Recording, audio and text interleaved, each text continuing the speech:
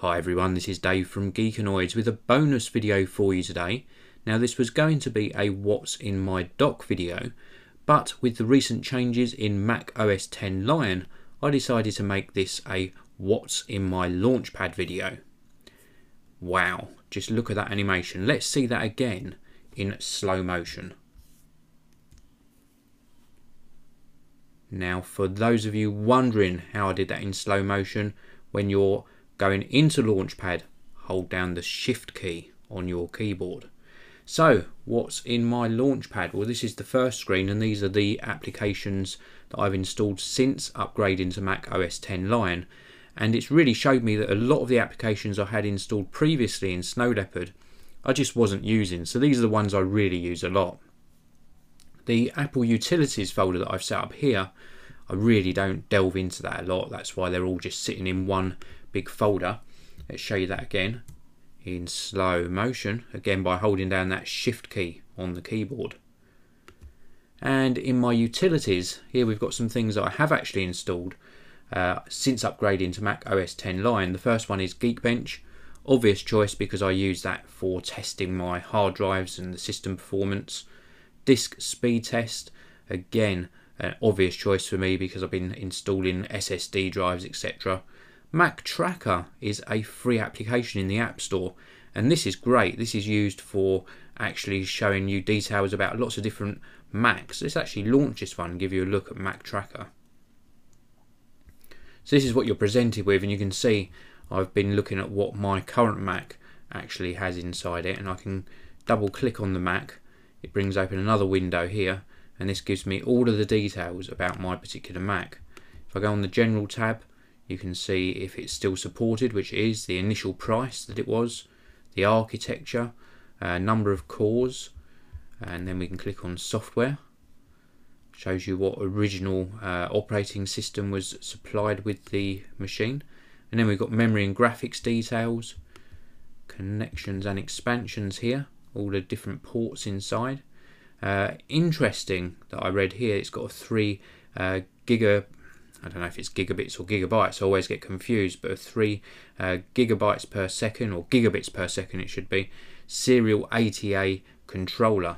And I always thought that this had the latest serial ATA 3 connection inside, but it obviously doesn't. History, no history information on this one at the moment. And then notes, we've got some links to support manuals, and we can make some comments ourselves. So it's a really great program, absolutely love it, and can highly recommend it. So let's quit out of that and go back into Launchpad. Next one along is CyberDuck. This is my FTP client. I use this for getting files up to my websites.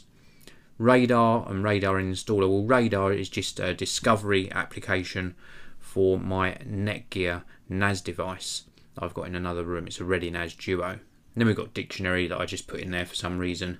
It should really be in the other utilities folder. And then into photography, we have got iPhoto, we have got Pixelmator, we've got Photo Booth, Aperture and Image Capture, all in those ones there. Now, where is Photoshop? Well, I've got Photoshop in my Adobe folder at the moment, and I should really put this into photography. So let's show you how you do this. We just click and drag, and then we can hover over my photography folder and drop it right in there. Now, it's not residing in the Adobe folder anymore, but it is more appropriate really to have this in photography. I've also got Pixelmator in photography, Photo Booth, Aperture, Image Capture, and of course that Adobe Photoshop that I just added. In the Adobe folder, Device Central, Bridge, Extension Manager, an uninstall, and also Mocha for After Effects. Now I didn't install After Effects here at the moment, but this will come onto my Mac Pro eventually.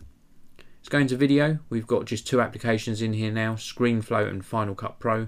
I've switched from Adobe Premiere Pro to Final Cut Pro really to give it a good testing so that I can talk to you guys about it, and so far it's going really great, apart from a few audio issues that I've experienced with some of my recent videos.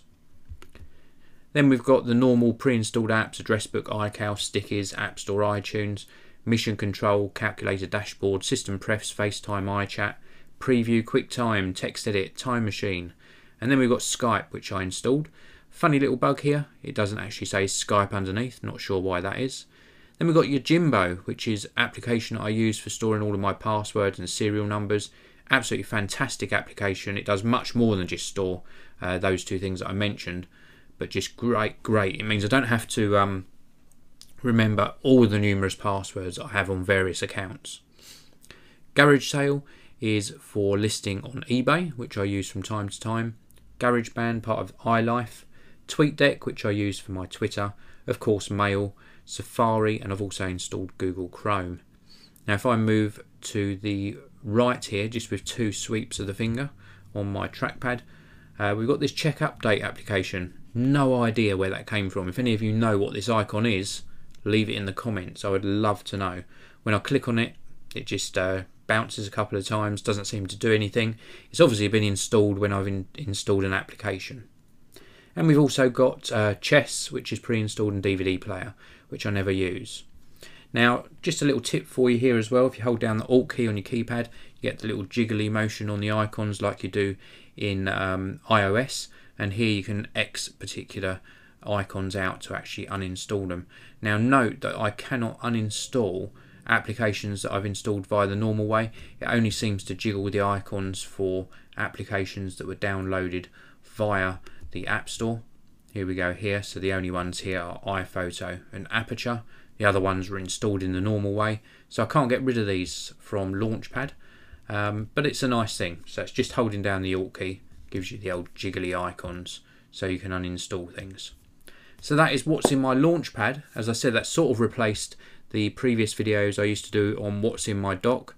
If you prefer the what's in my dock, let me know. They're pretty much the same, but I just wanted to show you how I've set up Launchpad in this video. So thank you very much for watching. Please do come back soon and check out more videos on the Geekanoids channel.